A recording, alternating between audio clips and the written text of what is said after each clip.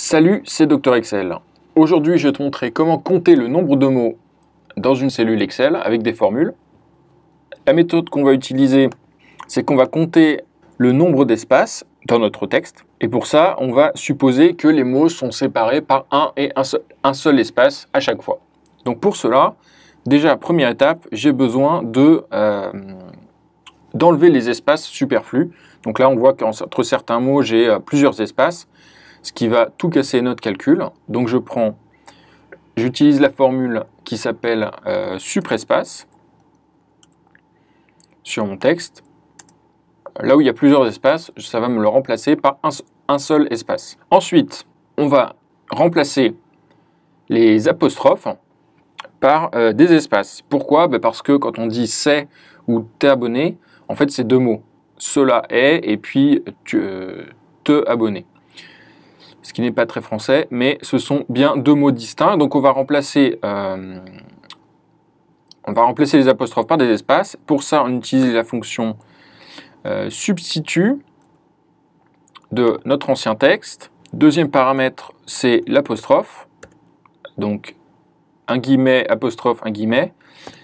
Et le nouveau texte, c'est un espace. Donc guillemet, espace, guillemet. Voilà. Ce qui en fait supprime toutes les apostrophes. Ensuite, comment avoir le nombre de mots au total? Alors, ce qu'on va faire, c'est qu'on va compter la longueur de toute notre phrase, le nombre de caractères tel qu'elle est. Ensuite, on va compter le nombre de caractères sans espace. Ce qui va nous donner la différence, ça va être le nombre d'espaces. Et puis, à partir de ça, on va calculer le nombre de mots. Parce que si on a un espace, c'est qu'il y avait deux mots. S'il y a deux espaces, c'est trois mots, etc. Donc, pour calculer la longueur d'une chaîne de caractères, on utilise la fonction nbchar, donc nombre de caractères.